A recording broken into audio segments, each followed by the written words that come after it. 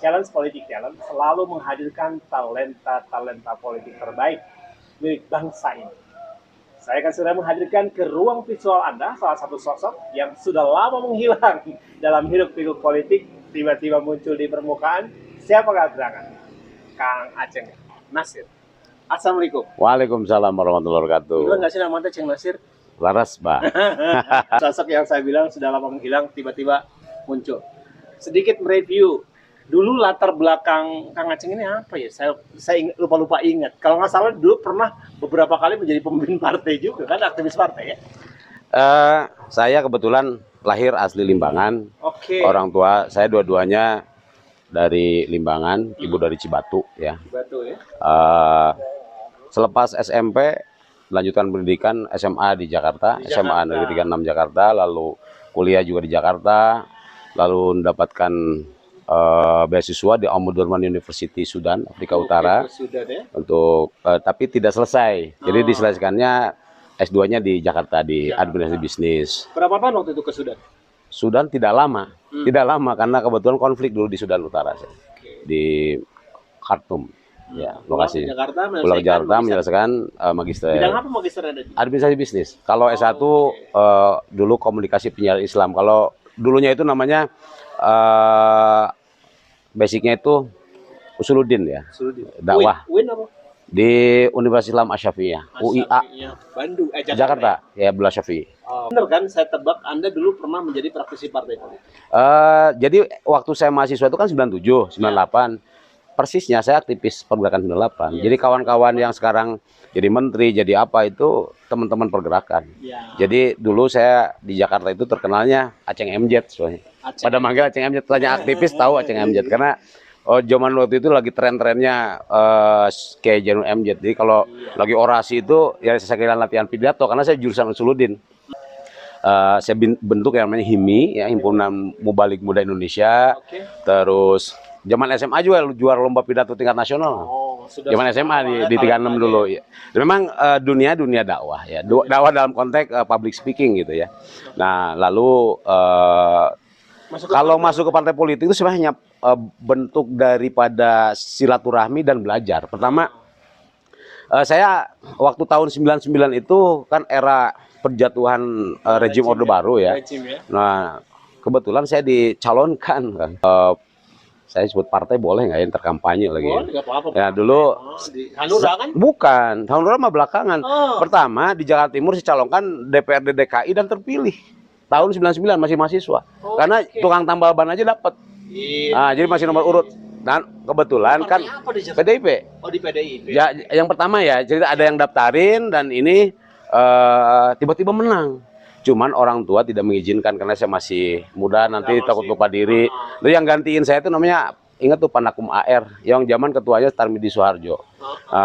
Jadi tidak jadi dilantik. Terus sudah PDIP ya? Udah PDIP dulu. Bukan PDIP belum. Suryadi. Dan saya ketemu dengan Pak Prof Dimyati Hartono tuh, ingat tuh. Bu Mega. Nah, dengan Pak Dim kita diskusi bikinlah partai namanya Partai Pita. Partai Indonesia Tanah Air, boleh dicek. Iya, pernah. Seluruh Indonesia ini ternyata tidak lolos karena kan pertarungan elit pada waktu itu tidak lolos. Lalu saya maju, kebetulan waktu itu dengan almarhum Gus Dur juga punya hubungan baik. Dipasang di Jawa Tengah, DP6, Temanggung, Wonosobo, Magelang kota ya, ingat 2004 Di PKB berarti? Ya, pernah di PKB. Tapi dorong orang lah akhirnya karena kan apa namanya? Banyak di belakang layar. Karena lebih sukanya belajar. Nah, lalu dari PKB trennya waktu itu dengan Partai Demokrat. Kebetulan Prof siapa namanya, saya lupa dosen saya itu, Ahmad Mubarok. Pak Ahmad Mubarok itu dosen saya, ngajak ke Demokrat dan ikutlah dulu ngedesain siapa ketua Demokrat Jawa Barat apa dan sebagainya. Termasuk pada waktu itu era adanya pilkada. Jadi beberapa kabupaten di Jawa Barat saya mendorong pilkada dan pilpres. Jadi tahun 2004 bersama 2004 pilpres awal itu yang terbuka kebetulan dengan Pak Kiai Said Agil Siraj itu masih wakil ketua umum PBNU mendorong Kiai Haji Hasyim Mujadi itu Mega Hasyim dulu tuh. Ya, Mega Hasyim. Nah, saya bikin KPNR namanya Komite Pemenangan Nasional Religius se-Jawa Barat dan kebetulan saya dipercaya untuk itu. Nah, tapi memang hanya suka saja hobi. Jadi beberapa pilkada sampai ke Kalimantan, ke Usman Sabta dulu kan, di Cimahi termasuk di Sumedang beberapa daerah. Berarti Demokrat dulu belum ke Hanura atau Hanura dulu ke Demokrat? Wah, Hanura belakangan. Jadi cerita ke Hanura tuh begini, kan sahabat saya ini ya sahabat ya kakak lah. Ya saudara juga Prof Yudi Krisnandi. Kan dulu kan Golkar tuh. Kang Yudi. Kang Yudi tuh, Kang Yudi tuh dia pindah dulu ke Hanura dulu kan, terus ngajak. Saya bingung tuh antara Hanura apa Gerindra tuh dulu kan. Ya karena Kang Yudi di situ ya udah saya ke Hanura dan kebetulan waktu itu saya di salah satu ketua bidang di Bapilu kan. Nah ketemulah dengan Pak Haritanu dulu kan, sehingga Pak Haritanu pernah saya bawa ke Garut 2 kali tuh, ke Cilawu, adu domba tuh, adu dambu, terus ke Cibatu dan seterusnya. Itu tahun 2009. Terus berjalannya waktu gabung di Hanura itu memang diminta untuk maju DPR RI pada waktu itu 2014 ya. Jadi saya pulang kampung itu, pulang kampung itu ke Limbangan itu 2009-2010. Nah, terakhir saya direktur PR marketing di LP3I Pusat. Jadi kita punya cabang 56 di Indonesia, mahasiswa hampir 30.000. Kebetulan kegiatan saya mengkeliling ke cabang-cabang di Indonesia dulu. Menebak Anda ini anak yang hilang. Karena dulu pernah debut Garut, siapa yang nggak kenal Aceh Nasir dalam beberapa pergerakan, apalagi berlatar belakang aktivis yang juga tidak diragukan ekstensinya di Jakarta. Tiba-tiba nih anginnya udah mulai mendekati lagi pilkada. Saya dengar sih bocoran katanya mau maju juga, serius nih. Ini kebetulan nih di Gunung Guntur nih. Iya, ini gunungnya. Gunung kebanggaan orang Garut kan. Ini ikoniknya Garut. Ikonik Garut. Jadi di lereng gunung di keluarga besar saya di Pak almarhum Haji Salman Seri Besi kan. Ya Adinda Riki Dewan ya. Jadi ini bukan bermakna turun gunung ya. Bukan ya. Tapi bisa diartikan juga ya, boleh. Kan Anda memang turun gunung juga kan? Ya. Ini menghilang tiba-tiba muncul lah, turun gunung lah. Turun gunung. Jadi gini, saya tidak ada niatan untuk menjadi bupati atau apa. Kemarin, ini cerita kemarin. Apa namanya? Lagi ngumpul lah tokoh-tokoh aktivis dan sebagainya di salah satu warung kopi. Jadi saya ceritanya mau silaturahmi ke Garut, tiba-tiba kumpul lah lebih kurang hampir 20 lebih lah tokoh aktivis Garut. Rata-rata 98? Angkatan senior dan junior. Ya ngumpul di salah satu kafe. Diskusi lah soal pilkada Garut. Ada kegelisahan di kalangan kaum intelektual, di kalangan kelompok tengah. Tidak ada penetrasi calon-calon bupati yang punya track record positif dari mana asalnya, genetik gerakannya bagaimana memahami denyut jantung masyarakat Garut yang hari ini penuh kegelisahan dengan kemiskinan ekstrim dan pengangguran yang tinggi misalkan seperti itu. Betul. Kebetulan ada Genjet ya, ada bikin Genjet, ada mahasiswa dan ini bikin acara diskusi para calon bupati di Pendopo. Nah, saya didorong. Jadi tidak ada kalau sekarang ada survei tuh, survei pilkada ini. Kalau yang lain kan misalkan lebih populer ya wajar karena banyak baliho. Saya kan anti pasang baliho, Karena apa? Baliho itu bahannya plastik yang rusaknya di tanah itu 125 tahun. Kalau udah jatuh ke bawah susah ya? Susah nanti tanah kualitasnya rusak. Sementara Garut kan daerah pertanian, jadi yang banyak yang pasang baliho banyak merusak alam gitu. Aduh, dilematis ya. Kecuali kalau memang itu ada terpaksa, udah jelas bahwa udah jadi kandidat apa, oke. Jadi kenapa kemarin kenapa tidak pasang baliho tidak ini? Begini saya bilang, kalau orang pasang baliho, dia butuh popularitas. Dia butuh diketahui oleh masyarakat, diketahui oleh publik. Artinya dia masih ragu terhadap dirinya.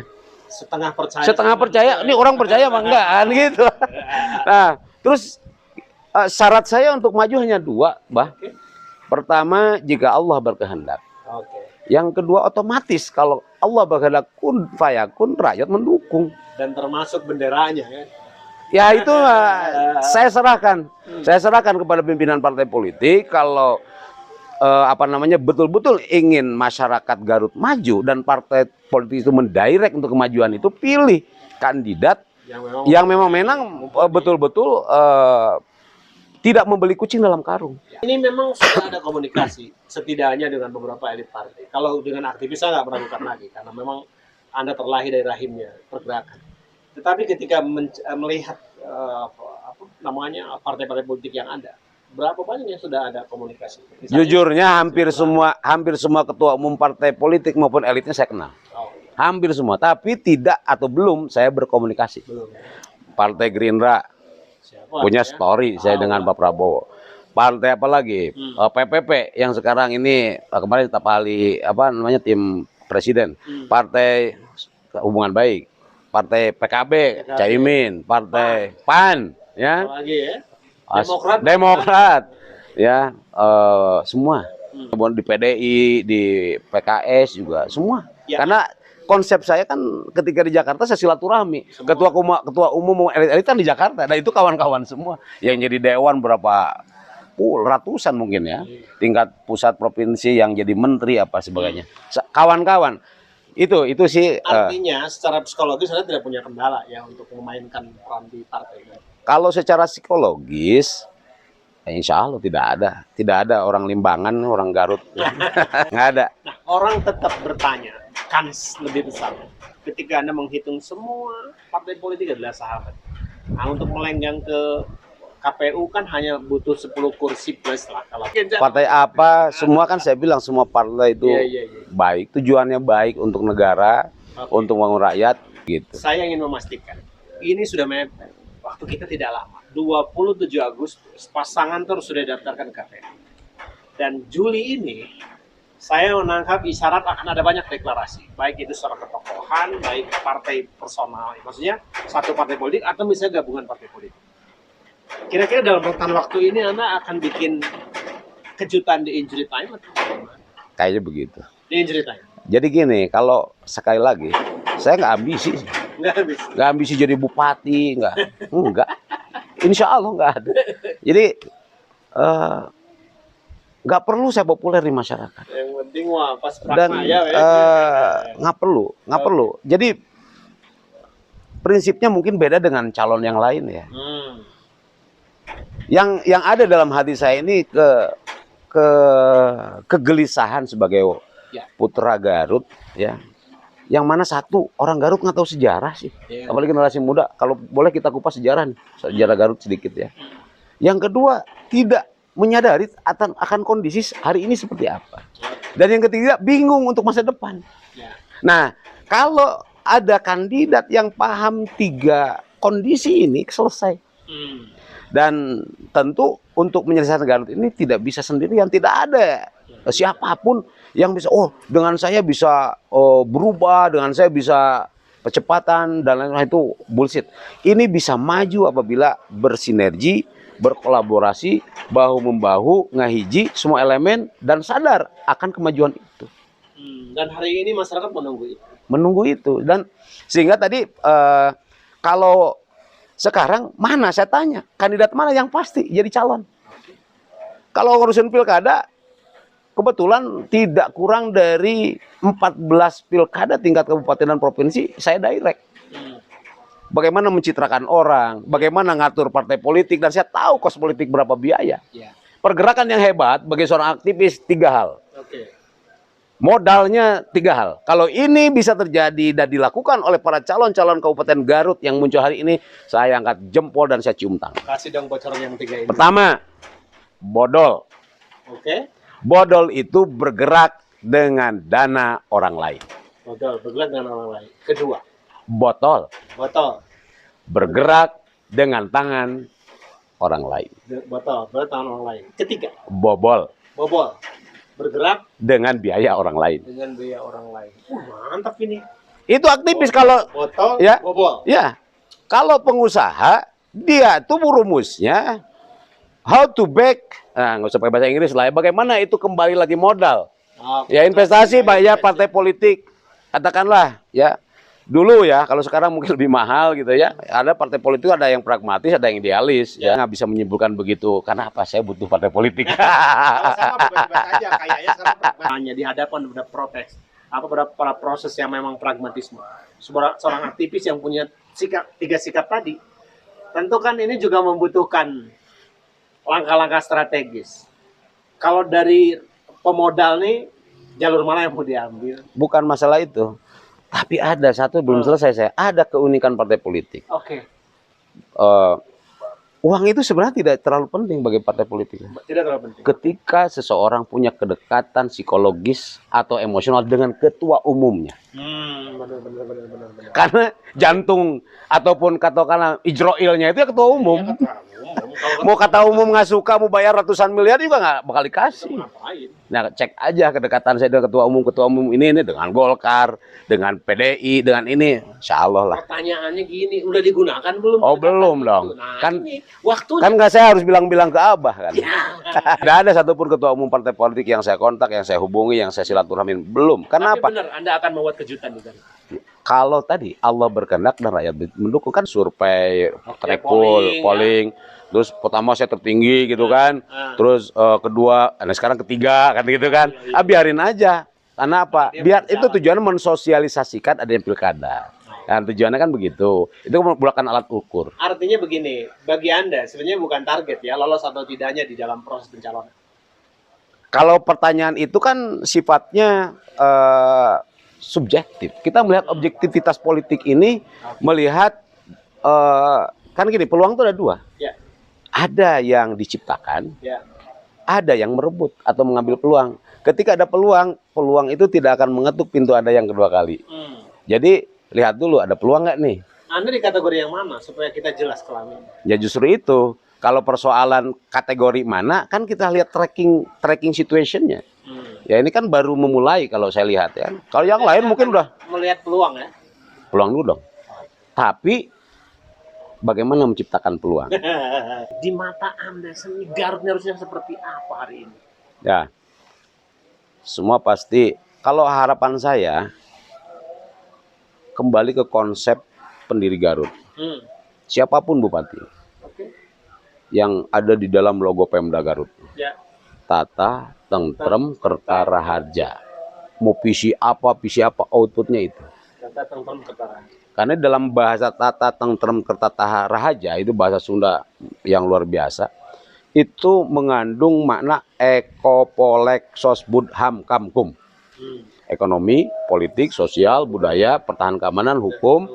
Nah, itu kan diferensiasinya banyak, mulai dari entrepreneurship, mulai dari pengembangan potensi alam yang ada, kan dari makna filosofi ada gunung, ada lautan, dan itulah kekayaan Garut yang sesungguhnya. Kemudian secara substansi Anda melihat nggak proses dari pemimpinan ke pemimpinan, dari periodisasi ke pemimpinan di Garut yang bisa mengejawantahkan apa yang ada di dalam logo Kabupaten Garut itu? Saya kira belum semua, ada tapi belum. Ini perlu proses waktu, karena kan untuk bahasa filosofi yang tinggi itu kan perlu implementasi yang tentu dengan proses. Jadi kalau bicara proses Garut ya, boleh sedikit saya ngupas sejarah ya, terlepas sepakat atau tidak ini kan. Saya sebagai orang Limbangan, yang mana indungna Garut kan Limbangan. 1813-an lah tuh ya, 200 tahun yang lalu kan Kabupaten Garut itu Limbangan. Dikarenakan para ulama, tokoh masyarakat, dan orang-orang Limbangan ini pada waktu itu tidak mau mengikuti keinginan Belanda. Ya harus tanam paksa kopi, tanam paksa nila dan sebagainya. Ada perlawanan. Nah, Belanda bingung nih, karena ngelawan orang Limbangan beda dengan melawan dengan pasukan yang lain. Ya tiba-tiba ini kebetulan ada leluhur saya lah ya, yang memang tiba-tiba Belanda sakit perut lah, tiba-tiba Belanda mati di jalan, tabrakan apa. Jadi itu pusing dia. Akhirnya pindah ke Suci Naraja, di sana lokasinya bukan ini, pindah lagi ke yang sekarang kota Garut. Nah, dalam proses pemindahan ini namanya masih Kabupaten Limbangan tuh sampai 1812. Walaupun suasana kotanya sudah pindah ya. Sudah selesai penelitian. Nah, Gubernur Jenderal waktu itu memberikan dokumen perubahan nama menjadi Kabupaten Garut. Jadi kalau ulang tahun Garut 200 tahun yang lalu, saya kira perlu ada kajian ulang. Karena kalau lihat dari surat keputusan Gubernur Jenderal itu 1913, berarti kan baru berapa puluh tahun. Belum ratusan. Jadi ada perlu kajian. Cuman itu back to history lah ya. Terus yang kedua tadi bicara hari ini. Hari ini apa yang terjadi? Ketika dulu saya sebutlah salah satu calon bupati lah ketemu saya. Lalu saya tanya dua hal. Kebetulan saya konsen untuk link and match ya. Bagaimana pengangguran bisa terserap. Ini pengangguran kita sangat tinggi. Hari ini aja pengangguran ini ada 100.000 lebih pengangguran yang produktif. Lalu kami coba dorong investasi ya, dan di utara alhamdulillah di perusahaan saya nih di PT Pratama Abadi nih, kebetulan saya baru itu ya perusahaan. Saya kebetulan GM-nya di situ. Sekarang udah 10.000 lebih ya karyawan, dan saya prioritaskan warga Garut. Orang Garut itu sekarang itu sudah hampir 87% warga Garut. Menyebar, kita sebarkan seluruh kecamatan supaya ada pemerataan hasil penyerapan kerja juga bernama terhadap ekonomi. Bergerak apa? Perusahaan Anda bergerak di bidang sepatu. Jadi dan memang luar biasanya tenaga kerja Garut kerjanya bagus-bagus. Cuman mentalnya yang masih lemah. Karena memang tadinya tidak didesain menjadi pekerja keras. Pekerja lembut. Pekerja lembut. Sok dalam ketokohan seperti yang ada di latar belakang Anda, ini udah memastikan bahwa mereka pasti mengidentikan. Tetapi tadi saya ingin meyakinkan, kalau boleh Anda memilih dari semua sosok yang ada, menurut Anda, ada nggak yang bisa bersanding dengan Anda? Semua sosok yang muncul itu tentu punya niatan baik, ya. Terlepas latar belakangnya apa atau dari mana, bahkan yang bukan orang asli Garut itu bukan ada. Ada banyak kan. Cuman saya sebagai orang Garut ya, orang Garut, satu waktu saya punya tugas ya, tugas di luar negeri ya. Saya punya tugas di Ukraina dulu ya. Kita lakukan saya dengan di Kedubes Ukraina saya dulu ya. Kita bawa hasanah budaya Sunda di sana. Jadi anjungan Sunda. Salah satu yang saya bikin adalah bagaimana bikin leit. Nah, boleh kalau ke KIP ya, di KIP di Botanical Garden itu ada leit. Leit itu persis modelnya leit leluhur Buhun Garut. Karena Anda yang membawa ke sana. Saya bawa sana.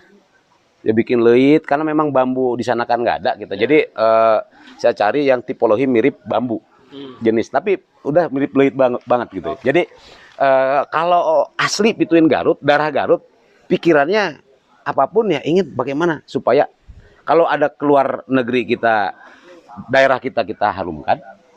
Kalau di kampung halaman kita bangun.